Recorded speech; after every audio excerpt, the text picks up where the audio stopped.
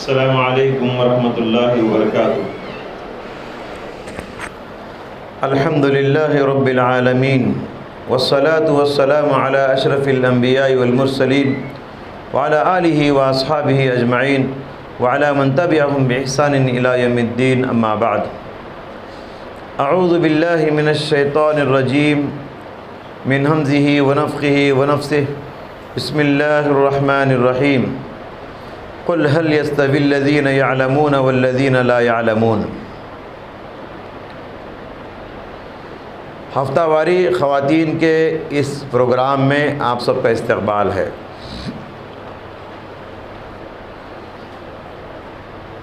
سورۃ الزمر کی ایک آیت کریمہ کا ایک ٹکڑا میں نے آپ کے روبرو تلاوت کیا۔ اللہ تعالیٰ کا فرمان ہے، اے پیغمبر آپ کہہ دیجئے، کیا جاننے والے اور ناجاننے والے دونوں برابر ہو سکتے ہیں؟ پڑھے لکھے اور ان پڑھ کیا دونوں برابر ہو سکتے ہیں؟ برابر نہیں ہو سکتے۔ اللہ سبحانہ و تعالیٰ نے علم والوں کا مرتبہ بہت اونچا بنایا ہے۔ علم کا مقام اور مرتبہ بہت زیادہ ہے۔ دیکھیے، ہر جمعہ ہم سورہ کہف پڑھتے ہیں۔ سورہ کہف میں اللہ سبحانہ و تعالیٰ نے خضر اور موسیٰ علیہ السلام کا واقعہ بیان فرمایا، دونوں کی ملاقات کا ذکر کیا، بتایا کہ موسیٰ علیہ السلام کے پاس وہ علم نہیں تھا جو خضر کے پاس تھا۔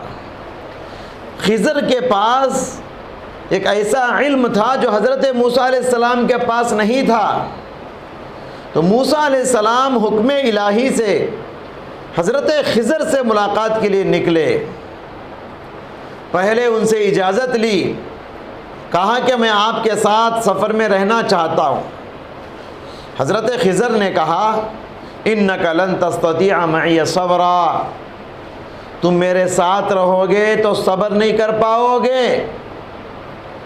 تو حضرت موسیٰ علیہ السلام نے کہا، میں وعدہ کرتا ہوں انشاءاللہ میں آپ کے ساتھ صبر کروں گا۔ حضرت خضر نے اجازت دی۔ موسیٰ علیہ السلام حضرت خضر کے ساتھ ایک لمبا سفر کیے۔ اس واقعے سے ہم کو حاصل یہ کرنا ہے کہ علم کا مقام اور مرتبہ اس سے معلوم ہوتا ہے کہ دیکھیے، حضرت موسیٰ علیہ السلام افضل پیغمبر اور اولو العزم پیغمبر، اور خضر جو ہے پیغمبروں میں سے نہیں ہے۔ موسیٰ علیہ السلام اتنے بڑے اولو العزم پیغمبر ہونے کے باوجود یہ غیر پیغمبر حضرت خضر کے پاس علم حاصل کرتے، معلومات حاصل کرنے کے لیے لمبا سفر کرتے۔ معلوم یہ ہوا علم کا وہ مقام ہے جس کے لیے ایک لمبا سفر کرنا پڑتا ہے۔ علم حاصل کرنے کے لیے وقت کی قربانی، پیسے کی قربانی دینی پڑتی ہے۔ اور علم کا مقام یہ ہے کہ علم حاصل جہاں بڑے بڑوں سے حاصل کیا جاتا ہے، وہیں علم کو چھوٹوں سے بھی حاصل کرنا چاہیے۔ اگر چھوٹوں کے پاس ایسا علم ہے جو آپ کے پاس نہیں ہے تو آپ کو بغیر کسی شرم و حیا کے، شرم کو رکاوٹ نہیں بننا چاہیے علم حاصل کرنے میں۔ علم حاصل کرنے کے لیے کوئی عمر کی قید نہیں ہے۔ علم حاصل کرنے کے لیے کوئی عمر، یہ ایسا نہیں کہ 20 سال کے اندر علم حاصل کر لیں، 30 سال کے اندر حاصل کر لیں۔ ہمارے نبی صلی اللہ علیہ وسلم قرآن سیکھے 40 سال کی عمر میں، صحابہ کرام کوئی 60 سال کی عمر میں، کوئی 70 سال کی عمر میں۔ اس لیے کہا جاتا ہے نا، اطلب العلم من المہد الی اللحد، علم حاصل کرو ماں کے گود سے لے کر زمین کے گود میں جانے تک۔ علم حاصل کرو ماں کی گود سے لے کر قبر کی گود میں جانے تک۔ ہمیشہ آپ طالب علم بن کے رہو، ہمیشہ آپ اسٹوڈنٹ بن کے رہو۔ جس دن آپ یہ سمجھیں گے کہ میں علم حاصل کر چکا ہوں، میں علم حاصل کر چکی ہوں، میرے پاس سند ہے، سرٹیفکیٹ آ چکا ہے، اب مجھے کیا پڑھنا ہے، میں عالم ہوں، میں علامہ ہوں، جس دن آپ یہ سمجھیں گے تو سمجھیے کہ اسی دن آپ کے علم کا زوال کا دن شروع ہوگا، اسی دن سے آپ کے علم کا زوال شروع ہو جائے گا۔ امام شافعی رحمۃ اللہ علیہ جو ائمہ اربعہ میں سے جو 4 مشہور امام دنیا کے مشہور ہوئے، امام ابو حنیفہ، امام شافعی، امام مالک، امام احمد بن حنبل، یہ 4 ائمہ جو مشہور ہوئے ان میں سے بہت بڑے امام گزرے ہیں دنیا کے امام شافعی۔ وہ کہتے ہیں جیسے جیسے میں مطالعہ کرتا جاتا تھا، جیسے جیسے میں کتابیں پڑھتا جاتا، جیسے ہی میں کوئی کتاب کھول کے پڑھتا ویسے میں اپنے آپ کو جاہل سمجھتا جاتا۔ جتنا میں کتابیں پڑھتا جاتا ہوں اتنا میں اپنے آپ کو جاہل سمجھتا ہوں، ارے یہ بات بھی مجھے معلوم نہیں اب تک، ارے یہ بات بھی مجھے اب تک معلوم نہیں تھی۔ تو جو جتنا پڑھتا ہے وہ اپنے آپ کو اتنا جاہل سمجھتا ہے، جو جتنا کم پڑھتا ہے نا وہ اپنے آپ کو اتنا بڑا علامہ اور عالم سمجھتا ہے۔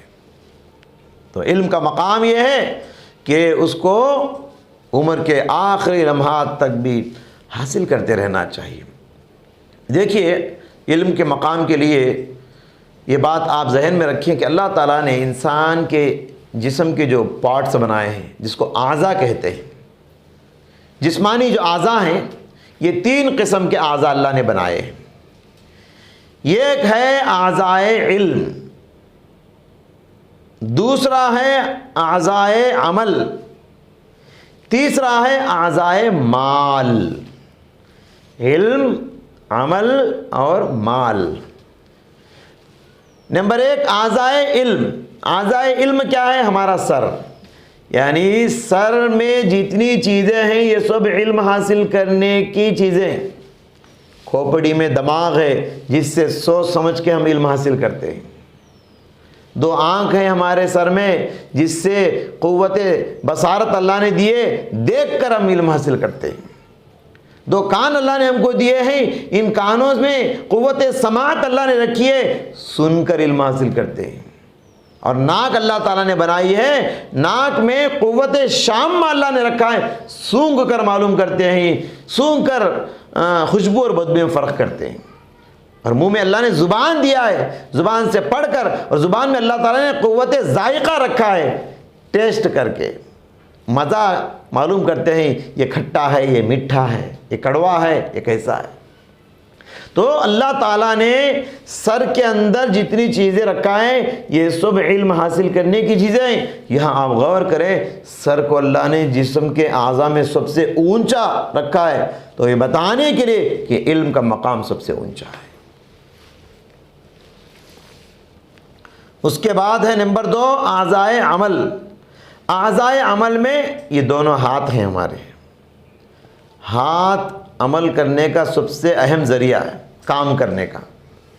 بما کسبت ایدیکم، بما کسبت ایدیکم، اللہ نے قرآن میں بار بار کہا تمہارے ہاتھوں کا کرتوتوں کا نتیجہ ہے، یہ تمہارے ہاتھوں کے کیے ہوئے کام ہیں۔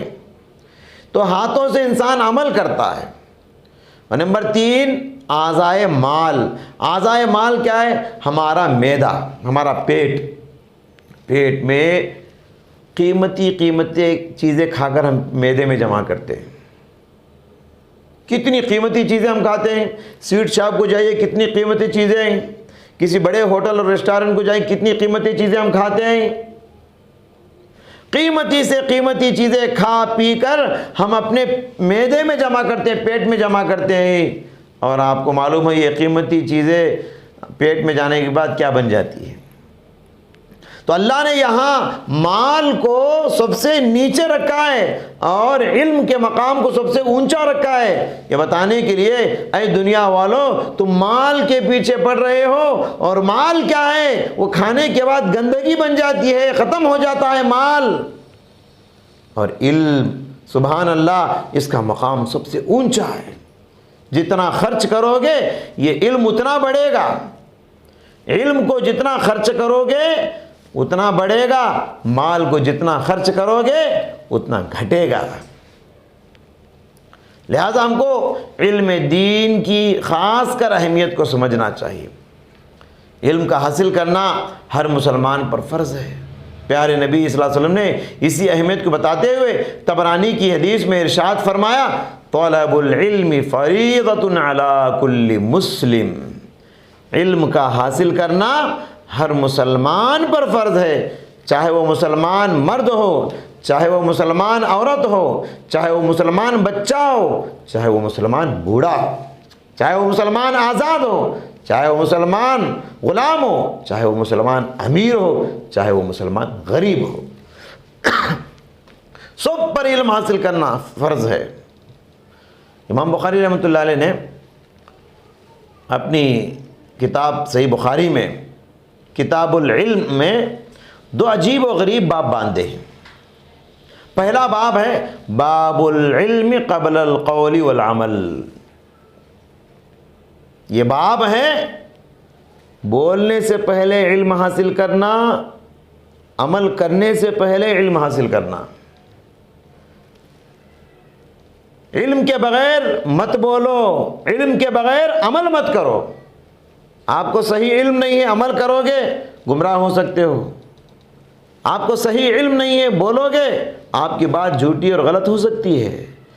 تو باب العلم قبل القول والعمل، امام بخاری نے کیا شاندار باب قائم کیا ہے۔ یہ باب ہے علم کا، بولنے سے پہلے علم حاصل کرو اور عمل کرنے سے پہلے علم حاصل کرو، یہ پہلا باب۔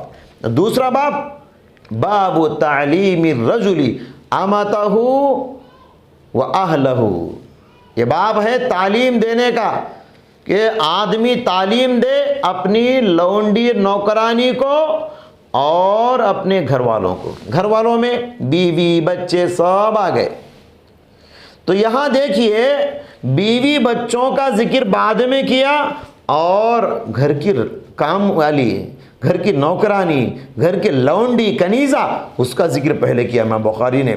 فقیہ الامت امام بخاری رحمۃ اللہ علیہ یہ امت کے فقیہ ہیں، انہوں نے باب کیا قائم کیا؟ باب تعلیم الرجل اہلہ امتہ واہلہ، آدمی تعلیم دے اپنی نوکرانی کو اور اپنے گھر والوں کو۔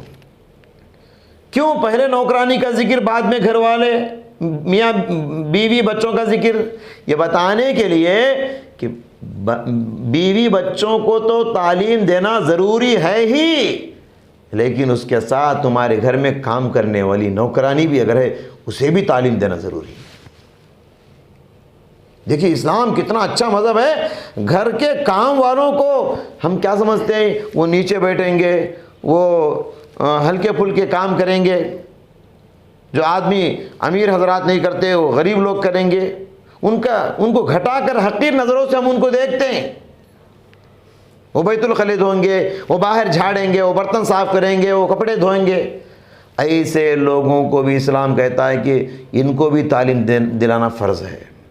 اسلام تعلیم کے لیے فرض کا لفظ استعمال کیا، طلب العلم فریضۃ علی کل مسلم، کیونکہ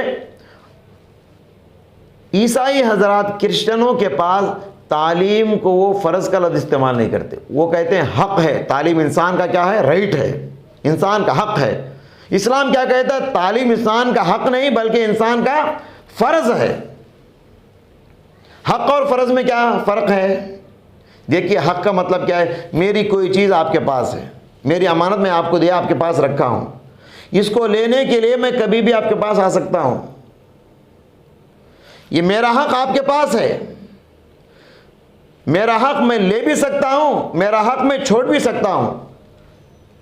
میرا حق اگر میں چھوڑ دیا تو مجھ پر کوئی پکڑ نہیں آخرت میں، لیکن میرا فرض اگر میں چھوڑ رہا ہوں تو اس پر آخرت میں پکڑ ہے۔ تو یہی حق اور فرض میں فرق ہے۔ تو اسلام تعلیم کو حق اور رائٹ نہیں کہتا، انسان کے رائٹ نہیں ہے، انسان کا حق نہیں ہے وہ، بلکہ انسان پر کمپلسری ضروری ہے، فرض ہے۔ کئی آیتیں ہیں قرآن کریم میں جس سے پتہ چلتا ہے کہ اللہ تبارک و تعالیٰ نے علم کی اہمیت کو واضح کیا ہے۔ علم کی اہمیت کو بتایا ہے، یرفع اللہ الذین آمنوا منکم والذین اوتوا العلم درجات، علم والوں کے اللہ تعالیٰ نے درجات بتائے ہیں۔ فرشتوں پر آدم علیہ السلام کو اللہ تعالیٰ نے جو فوقیت دی، جو اونچا مقام دیا، فرشتوں سے کہا کہ آدم کو سجدہ کرو، فرشتے آدم علیہ السلام کو سجدہ کیے۔ کیوں؟ آدم علیہ السلام کو فرشتوں کے سامنے اونچا مقام، ان کے سامنے فرشتوں کو جھکایا، کیوں؟ یہ بتانے کے لیے کہ آدم کے پاس علم ہے، فرشتوں کے پاس علم نہیں۔ وَعَلَّمَ آدَمَ الْأَسْمَاءَ كُلَّهَا، اللہ تعالیٰ نے آدم علیہ السلام کو علم دیا، علم دے کر فرشتوں پر فوقیت اور برتری ان کو نصیب کیا۔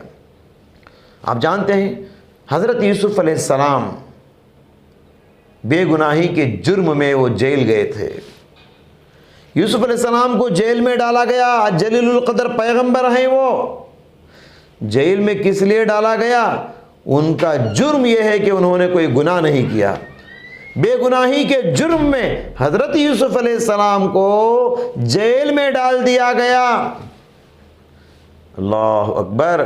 جیل میں رہنے والے یوسف علیہ السلام مصر کے تخت و تاج کے مالک کیسے بن گئے؟ مصر کے، ایجپٹ کے بادشاہ کیسے بن گئے؟ علم کی وجہ سے۔ یوسف علیہ السلام نے کہا اجعلنی علی خزائن الارض انی حفیظ علیم، اے بادشاہ مجھے فائنانس منسٹر بنا دیجئے، فوڈ منسٹر بنا دیجئے، کیونکہ قحط کا زمانہ آیا تھا یوسف علیہ السلام کے زمانے میں، لوگ قحط سے مر رہے تھے، بہت پریشان تھے۔ ایسے پریشانی کے عالم میں، ایسے چیلنج بھرے فاقے کے زمانے میں حضرت یوسف علیہ السلام نے بادشاہ سے کہا، بادشاہ سلامت، اجعلنی علی خزائن الارض، مجھے فائنانس منسٹر بنا دیجئے، انی حفیظ علیم، اس لیے کہ غذائی اشیاء کو، غلے کی حفاظت کی صلاحیت میں رکھتا ہوں۔ اور ساتھ ساتھ انہوں نے علم کا حوالہ دیتے ہوئے کہا انی حفیظ علیم، میرے پاس اس کا علم ہے۔ اس علم کی وجہ سے یوسف علیہ السلام مصر کے جیل خانے سے نکالے گئے اور مصر کے تخت پر بٹھائے گئے اور بادشاہ بنائے گئے۔ معلوم یہ ہوا، آپ کوئی پوسٹ حاصل کرنا چاہتے ہیں تو علم حاصل کیجئے۔ آپ بڑے بننا چاہتے ہیں، منسٹر بننا چاہتے ہیں، آپ علم حاصل کیجئے۔ جتنا علم آپ کے پاس ہوگا اللہ تعالیٰ اتنا بڑا پوسٹ اور اونچا مرتبہ آپ کو دے گا۔ لہٰذا علم بہت ضروری ہے کسی بھی مرتبے کو پانے کے لیے۔ علم ایک دریا ہے، علم ایک سمندر ہے، اور ایسا سمندر، دیکھیے موسیٰ اور خضر کے قصے میں ایک پرندے کا واقعہ ہے۔ پرندہ آیا، سمندر میں چونچ مارا، پرندے کے، چڑیا کے چونچ میں کتنا پانی ہوتا ہے؟ ایک قطرہ۔ بتایا گیا کہ چڑیا کے چونچ میں جو پانی ہے قیامت تک آنے والے سارے انسانوں کا علم اتنا ہی ہے، اور باقی جو سمندر ہے یہ اللہ تعالیٰ کا علم ہے۔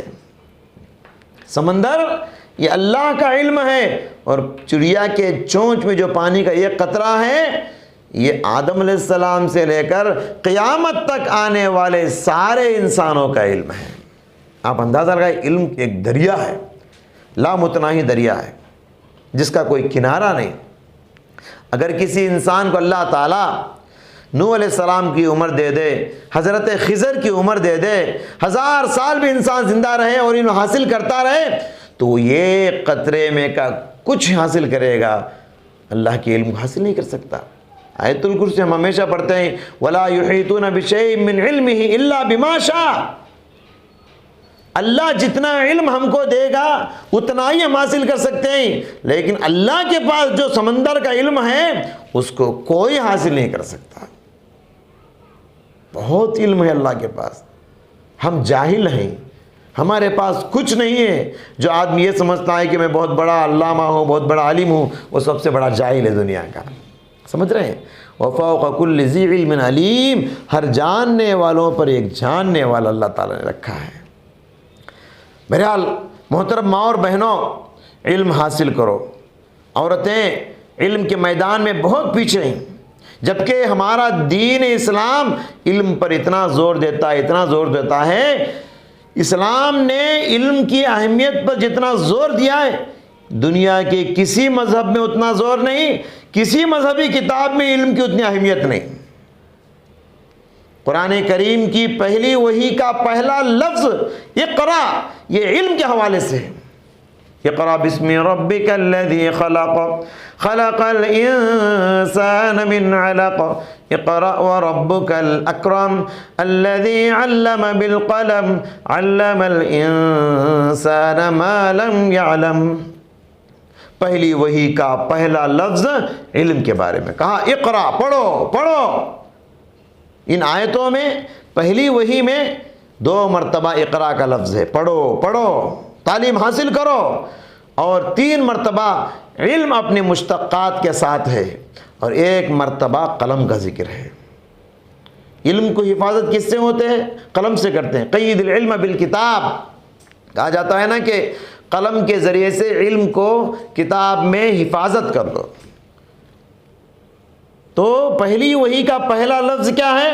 علم کے بارے میں۔ اور یہ بھی یاد رکھیے، اس کائنات میں اللہ نے بہت ساری چیزیں بنائے، یہ زمین بنائے، یہ آسمان بنایا، یہ انسان بنائے، جنات بنائے، فرشتے بنائے، جنت بنائے، دوزخ بنائے، شجر بنائے، حجر بنائے، دریا بنائے، پہاڑ بنائے، ندی نالے بنائے، پرندے بنائے، جانور بنائے، حیوان بنائے، نباتات بنائے، جمادات بنائے، کیا اللہ نے دنیا میں بنائے۔ اللہ کے علاوہ جو بھی ہے سب اللہ نے بنائے، یہ مخلوق ہے۔ اس مخلوق میں سب سے پہلے اللہ نے جس کو پیدا کیا اس کا تعلق علم سے ہے۔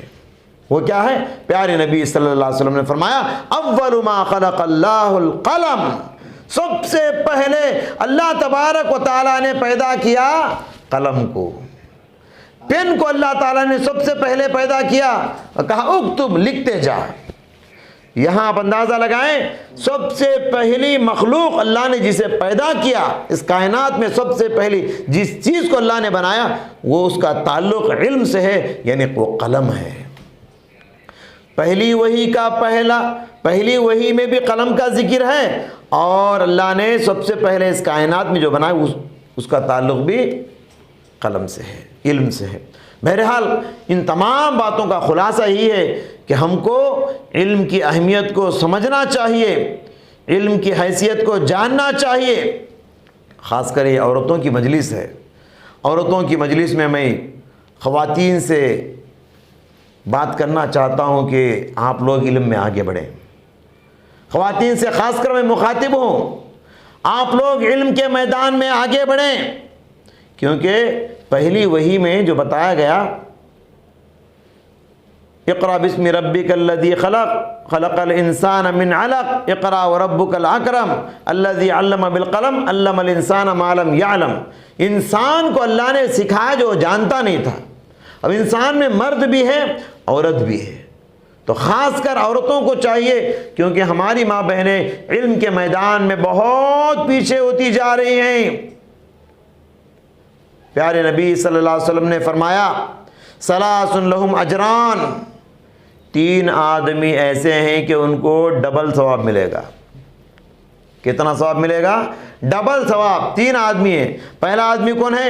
رجل من اہل الکتاب آمن نبیہ وآمن بی، پہلا آدمی اہل کتاب کا، یعنی یہودی یا عیسائی، اہل کتاب اسے کہتے ہیں۔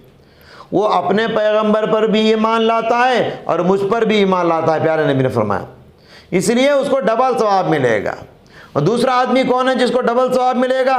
کہا وہ عبد مملوک ادا حق اللہ و ادا حق موالی، ایسا غلام، ایسا نوکر یا ایسی نوکرانی، ایسا غلام جو اللہ کا حق بھی ادا کرتا ہے اور اپنے آقا کا بھی حق ادا کرتا ہے، اس لیے اس کو ڈبل ثواب ملے گا۔ وہ تیسرا آدمی کون ہے جس کو ڈبل ثواب ملے گا؟ فرمایا رجل کانت لہ امرأۃ علم وادب، کہا کہ ایک آدمی ہے، اس کے پاس نوکرانی ہے، کام کرنے والی عورت ہے، وہ اسے سکھاتا ہے، علم سکھاتا ہے، ادب سکھاتا ہے، اور بڑی ہونے کے بعد ایک اچھے گھرانے میں اس کو رشتہ دیکھ کر شادی کر دیتا ہے، ایسے آدمی کو بھی ڈبل ثواب ملے گا۔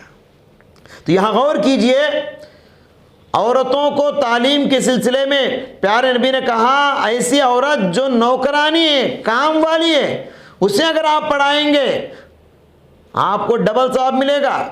جب نوکرانی کو پڑھانے کی اتنی اہمیت ہے تو ہمارے گھروں میں ہماری بیوی ہے، ہماری بیٹیاں ہیں، ہماری بہنیں ہیں، کوئی بھی ہو، ہمارے گھر کی بہو ہیں، جسے بھی آپ پڑھاتے ہیں آپ کو انشاءاللہ ڈبل ثواب ملے گا۔ تو عورتوں کی تعلیم کی اہمیت بتائی جا رہی ہے، کیونکہ امر بالمعروف اور نہی عن المنکر کا جو فریضہ ہے، دعوت و تبلیغ، بھلائی کا حکم دینا اور برائی سے روکنا، اس میں مردوں کے ساتھ عورتوں کو بھی یہ تعلیم ہے۔ ہماری ماں بہنیں بھی دعوت و تبلیغ ان کو بھی کرنا چاہیے، کیونکہ اللہ تعالیٰ نے قرآن کریم میں ارشاد فرمایا والمؤمنون والمؤمنات بعضهم اولیاء بعض یأمرون بالمعروف وینہون عن المنکر۔ مومن مرد اور مومنہ عورتیں یہ دونوں بھلائی کا حکم دیں اور برائی سے روکیں، یعنی دعوت و تبلیغ کا کام کرے۔ تو عورتوں کو بھی دعوت کا کام کرنا ان کی بھی ذمہ داری ہے، اپنے دائرے میں رہ کے، اپنے شوہر کی اجازت کے ساتھ، جتنا آپ کو معلوم ہے جیسے آپ کر سکتے ہیں، اسلامی دائرے میں حدود میں رہ کے، جائز ذرائع کو اپناتے ہوئے ماں بہنوں کو بھی دعوت و تبلیغ کا کام کرنا ہے۔ آپ دعوت و تبلیغ کے کام کا مطلب کیا سمجھتے ہیں؟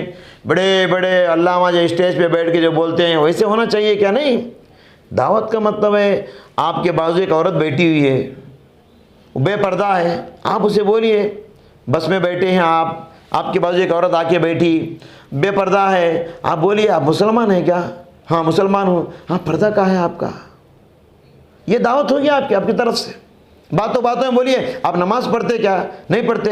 ارے قیامت کے دن سب سے پہلا سوال نماز کے بارے میں، حکمت سے، محبت سے، پیار سے ایسا سمجھاؤ کہ وہ عورت گھر جانے کے بعد اسی وقت سے نماز کی پابند ہو جائے۔ آپ قرآن کو پڑھنا آتا ہے کہ نہیں آتا؟ آؤ ہمارے محلے میں فلاں جگہ قرآن سکھاتی ہیں، آپ آئیے سیکھیے، نہیں تو میرے گھر کو آ جاؤ، آپ کا محلہ میرا محلہ ایک ہی ہے۔ یہ دعوت و تبلیغ ہے آپ کی طرف سے۔ تو دعوت کا کام جیسے مردوں کو کرنا ہے ویسے ہماری ماں بہنوں کو بھی کرنا ہے۔ کتنی برائیاں ہیں، ہم دیکھ کر ایسے گزر جاتے ہیں جیسے کہ ہم نے دیکھا نہیں۔ کتنی غلطیاں ایسی ہوتی ہیں ہم دیکھ کر بھی ایسے گزر جاتے ہیں جن کو ہم نے سنا نہیں۔ سنتے ہیں مگر انسنی کر دیتے ہیں، دیکھتے ہیں مگر اس کو فراموش کر دیتے ہیں۔ لہذا پیارے نبی نے فرمایا من رأى منکم منکرا فلیغیرہ بیدی، تم میں سے کوئی بھی غلطی کو دیکھے، منکر کو دیکھے، ہو سکے تو ہاتھ سے روکے ورنہ زبان سے روکے۔ ہاتھ سے بھی روکتے نہیں، زبان سے بھی روکتے نہیں، کم از کم دل میں تو برا جانو۔ وَذَلِكَ أَضْعَفُ الْإِيمَانِ، پیارے نبی نے فرمایا یہ ایمان کا آخری درجہ ہے۔ ایمان کا سب سے لاسٹ درجہ کیا ہے؟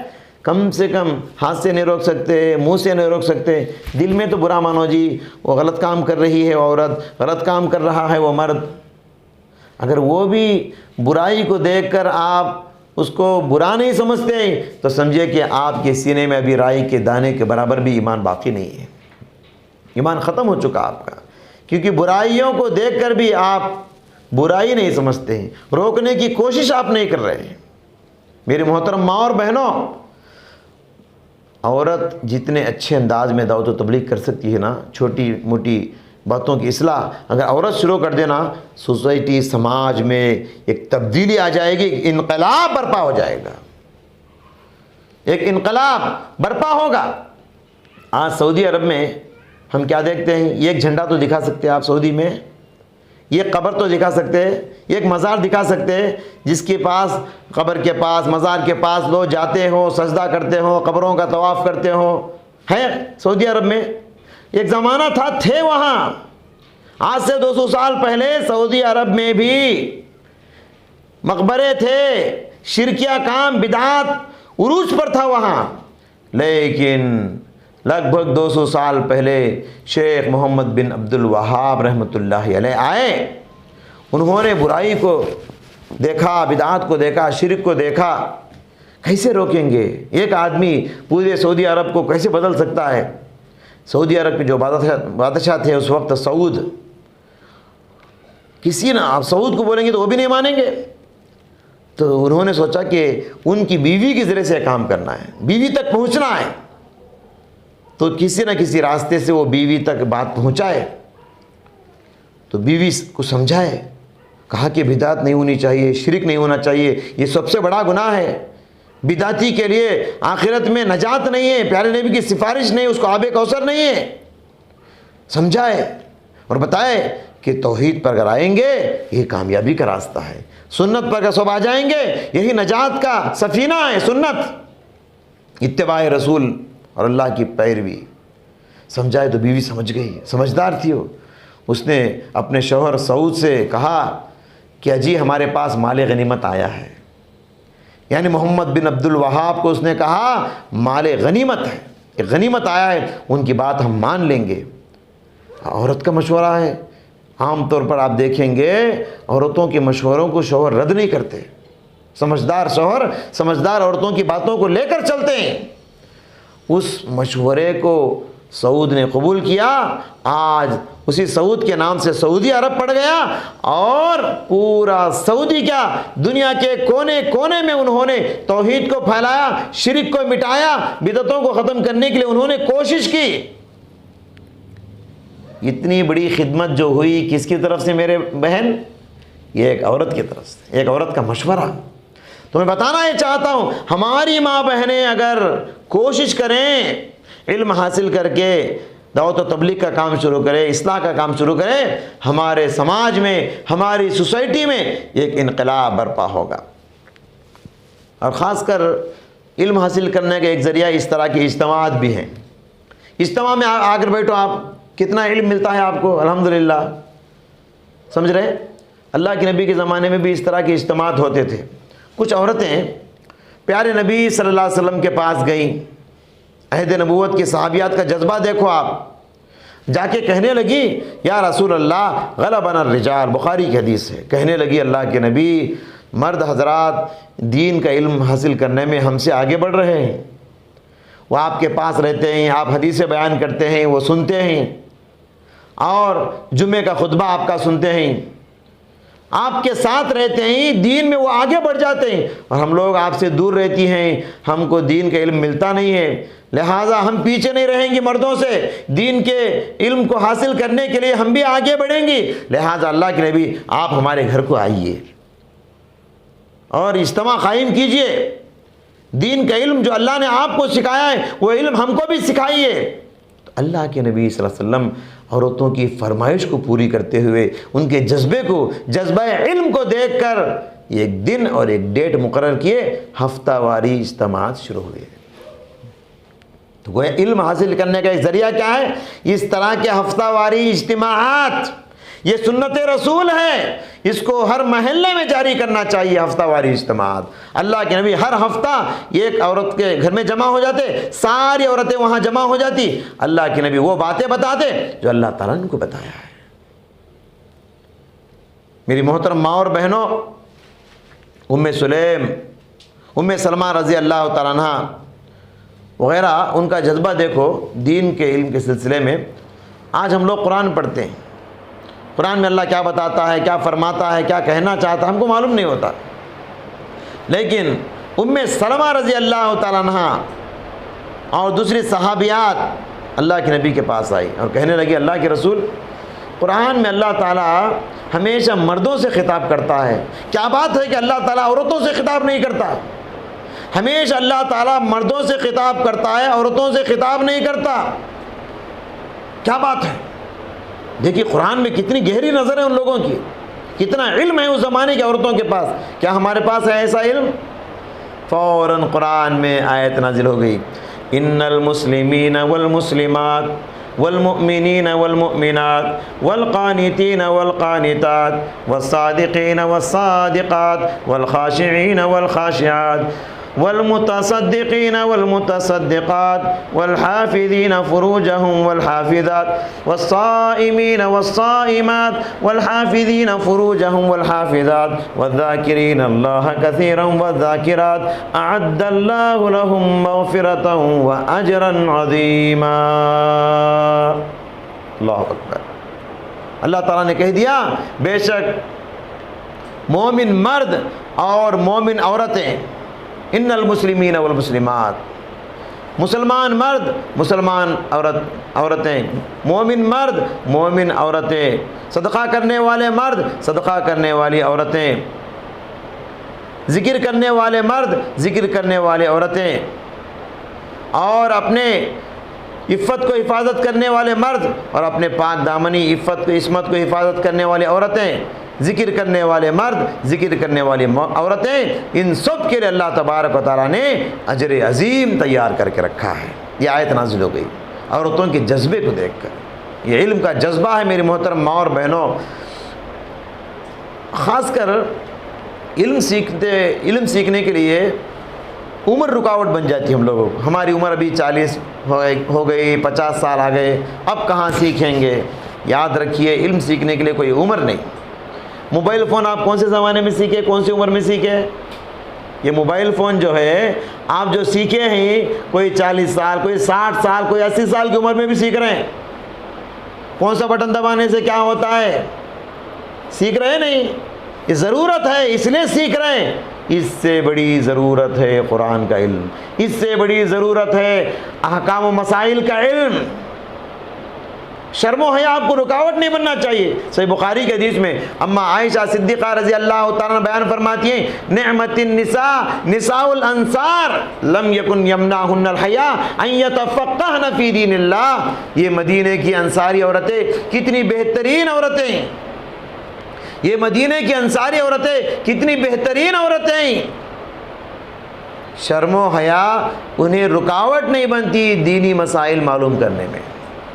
دین کے مسائل معلوم کرنے میں شرم و حیا کبھی بھی ان کے لیے رکاوٹ نہیں بنتی۔